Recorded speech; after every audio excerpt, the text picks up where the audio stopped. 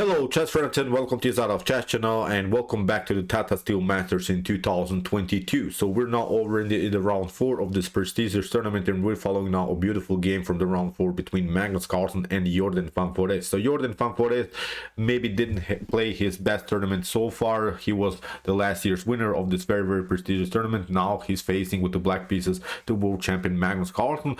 Magnus Carlsen played so far a decent tournament. He has 2 draws with the black pieces and this beautiful winning game against Anish Giri with the white pieces. So it was also time maybe now for Magnus Carlsen again to make something to happen with the white pieces, especially because here Vidit Santosh Gujrathi, he is in the lead with 2 wins and only 1 draw. So let's check out now what happened. It was a beautiful strategical and tactical game, again with ups and downs all over the board. That's of course what we want to see. Inaccuracies and mistakes lead really into wild tactics. So Magnus opened with the move knight to f3. Jorden van Foreest response was d5, and after move g3 here Jorden van Foreest announced that he's probably going into the Grunfeld, because of course you could maybe something like d4, then bishop to g7, and then I don't know, maybe even c4 would lead after c takes d5 into this common Grunfeld structures. But okay, here Magnus played a different move order, played bishop to g2, we have bishop to g7, d4. So you see the pawn structure is really symmetrical. Not so many things can happen of course when the pawn structure is symmetrical in an early stage of the game, so that's why it's from the beginning really a strategical battle. So knight to f6, castling. We have now c4 by Magnus Carlsen, and okay, you could take maybe d takes c4, but then with knight to a3 it would be, I think, a simplified line here for white to recapture the pawn. The problem is if you for instance try to defend this pawn with bishop to e6, this is playable maybe in a higher level, but still I don't like this line for black, because knight to g5 can of course kick away immediately the bishop. After bishop to d5, then e4 is also a possibility. If c6 happens, bishop to c6, then even d5 is an opportunity. I think white would gain simply too much space in this scenario. So that's why after move c4 we have now sort of a Slav structure. I think we have seen many times a Slav defense player playing also this variation with the move g6. Now what here Jorden van Foreest is again announcing is really firm game in the center of the board. So we have now b3. Magnus is trying to develop his dark square bishop. Of course, we have bishop to f5. This is the pragmatic idea of blacks. I think you should do it like this, like Jorden van Foreest is doing, because here what Jorden is trying to do is to have a great grip around the square e4. If knight to e4, then bishop to e4 happens, then this bishop is very dangerous. Then we want of course also to further trade off the light square bishop from black's perspective, and then continuing the game with a beautiful dark square bishop. So that's the most important strategical goal here of black. So okay, Magnus accepts the challenge, says okay, you can take over on e4, but I'm going to first of course develop all of my minor pieces. So we have knight from b to d7, e3, fixing the pawn structure in the center. We have knight to e4, and now knight to c3 here by Magnus Carlsen. Knight takes c3, bishop to c3, and now comes this idea bishop to e4. The problem of this line is, for instance, if white tries something like here knight to d2, then black is going to take immediately the bishop to g2, and I think with e5 the pawn structure can also be broken. Maybe here the d takes c4, then e5, black can liberate himself. I think this is again equal position for both sides, but I kind of like even more this black's position, because especially of this long diagonal, I think white dark square bishop is a little bit loose on the board. So even with c5 there are some tactical threats maybe to grab the bishop, but as I said, in top grandmaster level I think that this game should probably end in a draw. So that's why Magnus tried to stay onto his knight. He's trying now to play somewhere around with the bishop, because he doesn't want to play with the knight. He wants to stay with his light square bishop on the board. Here we have e6 by Jorden van Foreest. We have rook from f to d1, getting the rook where already the queen is, and now we have a5. This is also a very pragmatic idea, because in some occasions what white could do is maybe here sort of an idea a3 b4, or even an early b4, then b5 c5. So an expansion on the queen side is also a very nice idea of white. So that's why a5 comes with the counterplay. Maybe in the near future, okay, white could make progress with a3 b4, but at least this move a5 is slowing down a little bit the pace on the queen side, so it's not a move that's preventing a queenside attack by white, but at least it's prolonging white's attack. So it's a good choice here by Jorden van Foreest. So here we have bishop to f1. Now Magnus is announcing that he's trying to finally get some activity with the knight without trading off the light square bishop. So that's why Jorden van Foreest finally took bishop to f3, queen to f3, and okay, maybe Jorden van Foreest gave up his light square bishop in an early stage of the game, but you see the queen is really on a natural square, the bishop is also not on the optimal square. Still, you have to play now a couple of tempi in order to improve your queen's activity, but also in order to improve your bishop's activity. So it was so far also a good choice by Jorden van Foreest. So we have now knight to c5, beautiful move, which gives, I think, here black some simplified lines. I think if you take, of course, then bishop to c3, then you have to move the rook, and this game should probably again end in a draw because of this opposite colored bishop. So that's why here bishop to e1 was played by Magnus Carlsen. He's getting all of the range of the dark square bishop. We have knight to e4, and now bishop to d3, attacking for the knight f5. So beautiful move here by Jorden van Foreest, simply cementing his position around the square e4, and Magnus Carlsen plays simply rook from a to c1. What Magnus is of course trying to do is get use of the c file. For instance, if c takes d5 happens, then maybe after c takes d5, white is always slightly faster on this file. So very important to also move to include all of the pieces into the game. And now comes one of the critical moments here of the game. Here Jorden van Foreest plays now the move g5, and g5 it's risky because in some occasions we can, as a long-term plan, even play something like g4. After f takes g4, then the knight could be a little bit loose on the board here in the center of the board. Maybe not immediately, but as a long-term sort of tactic, I think g4 could work. First of all, we should get maybe with the queen somewhere of the range. So that's why here Magnus played first to move queen to e2. But now Jorden van Foreest plays g4 himself, and now Magnus Carlsen found a beautiful tactic how to get an advantage into the game.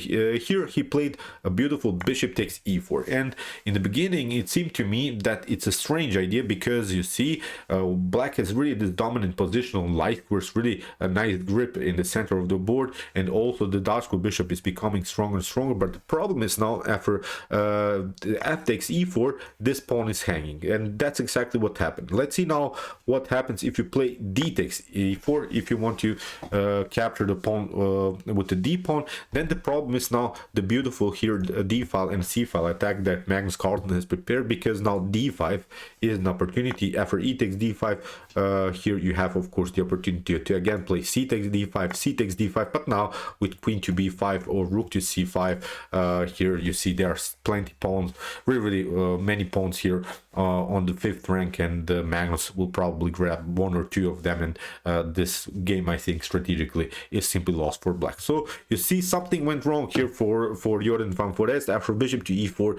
he has to take with the f pawn, but now loses simply the g4 pawn, and suddenly Magnus Carlsen is much better. And now basically what Jorden van Foreest is trying to do is hope for draw. Here queen to e8, we have c takes d5, maybe now b4 immediately is a good choice here for Magnus Carlsen, because after maybe something like h5 you can retreat to h3, and now after a takes b4, bishop to b4, you see the bishop is finally coming into the game. This was a very important tempo that Magnus Carlsen could have get, because after bishop to b4, maybe now bishop to d6, and then maybe bishop to e5, bishop to f4 are opportunities, because on this diagonal the dark square bishop was simply blocked out. With the move b4, Magnus Carlsen could have liberated himself really in a good way, and of course with this extra pawn this could be a beautiful game for the world champion Magnus Carlsen. But okay, here he took c takes d5, we have e takes d5, rook to c5 by Magnus. He's trying his pressure around the square a5. We have now h5 again here by Jorden van Foreest, kicking away the queen, queen to h3, now queen to f7. Here of course the problem for Magnus Carlsen is that you cannot take rook takes a5, then rook takes a5, bishop to a5, and of course the bishop gets deflected from the square f2, so it would be simply game over for the world champion Magnus Carlsen. So that's why after queen to g2, after move queen to f7, queen to g2 was played by Magnus Carlsen. We have now a4, we have b4 passing through. Again, Magnus Carlsen is trying to split the pawn chain. We have here a small pawn chain, 3 pawns, very important. Of course, okay, there are 4 pawns, but I always like to watch these 3 pawns, and of course the best way to break a pawn chain is to break it in the middle of the chain. So that's why with the move b5, Magnus Carlsen wants to create further weaknesses. Even if you take, for instance, c takes b5, then the d5 pawn is hanging, then the b5 pawn is hanging, then also the b7 is weak, also then the h5 is weak. So with the move b5, Magnus is trying really to open the position. So queen to d7 was played by Jorden van Foreest. We have now this idea b5. It's a temporary sacrifice, because if you take a takes b5, I think there is a beautiful way to get simply with rook to c1 into the game, or maybe with queen to f1, simply attacking here the b5 pawn. You cannot pass through with the move b4 because the bishop is covering that square. So as I said, this would be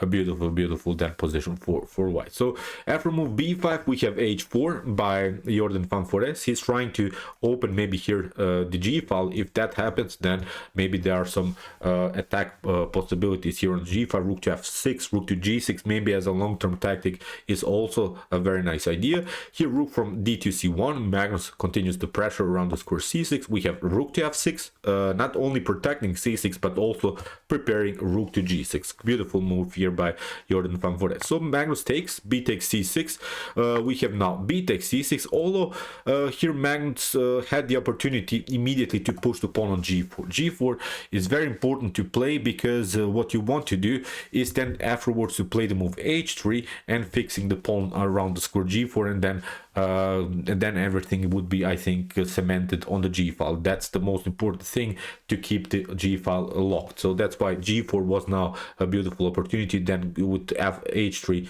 then finally to lock the whole g file, as I said. So after move b takes c6 was played by Magnus, so he didn't play the move g4.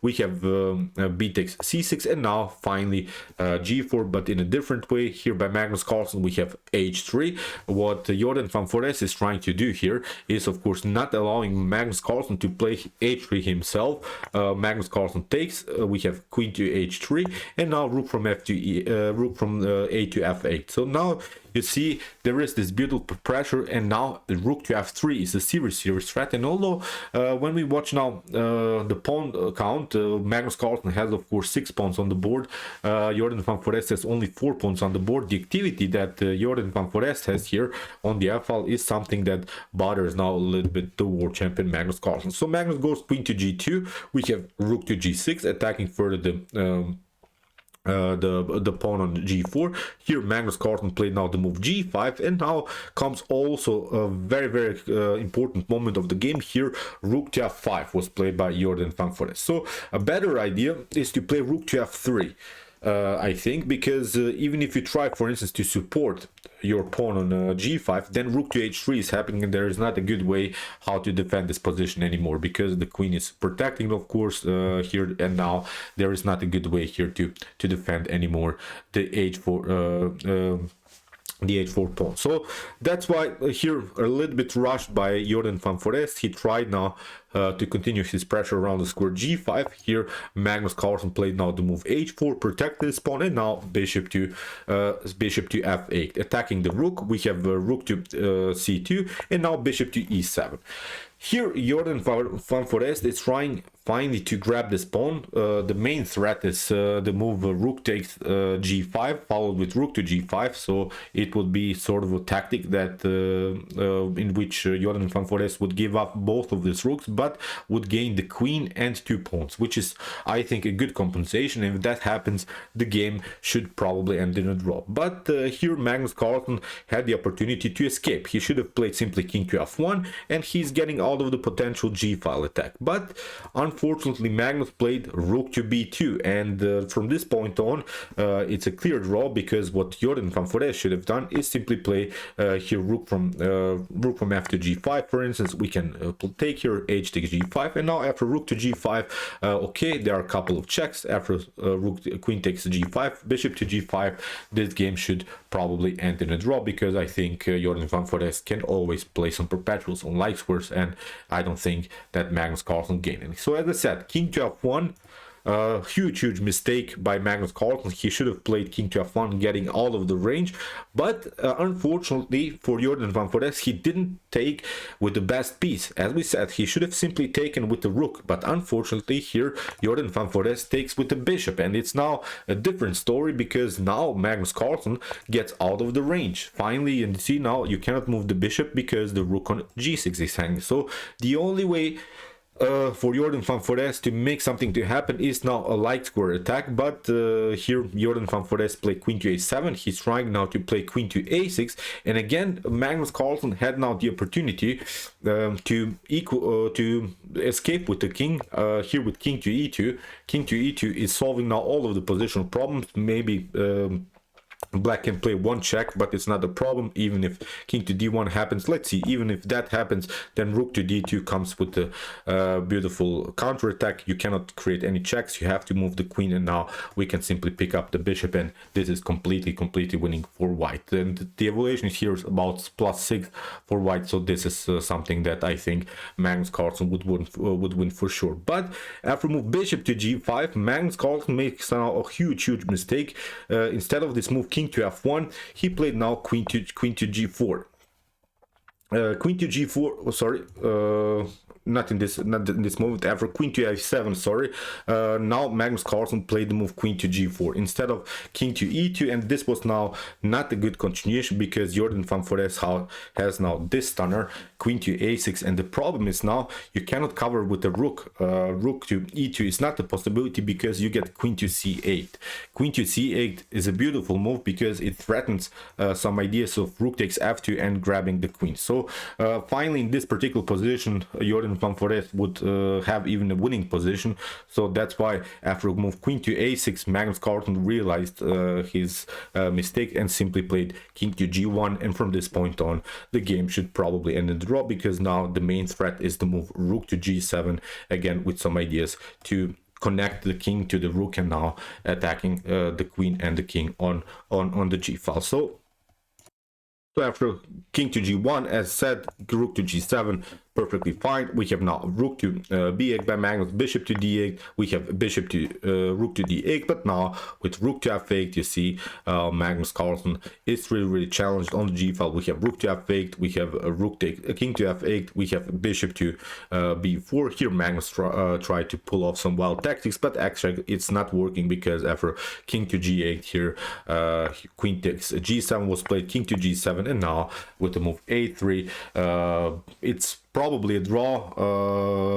The engine gives here a good advantage for black, but in my opinion this is a draw, because there is the opportunity to always build this battery. The rook, the bishop should come simply to c5, so here we should probably, from white's perspective, escape somewhere here and play sort of a battery with the rook to c2. We should protect simply our second rank, and okay, we'll probably lose the pawn on h4 here, but as I said, in my opinion it should be a theoretical draw. But okay, here king to g6 was king to g2, king to h5, rook to h1. Here Magnus tried to hang on to the position, and now c5 we have bishop to c5, and after queen to g6 we have king to f1. Now again a new check, king to g2, again some perpetuals, and both players in this position agree to a draw. So okay, really wild stuff. To be fair, both of them were really low on clock when the critical moments happened, but unfortunately really Magnus Carlsen missed this tactic to go with the king to e2 he should have played that, and I think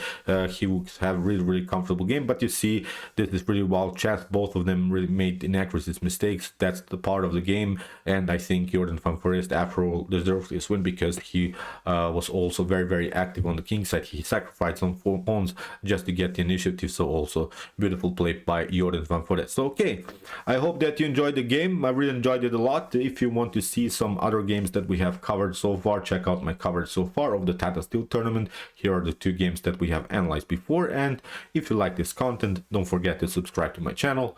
See you soon with some more videos, and chess is the best, of course.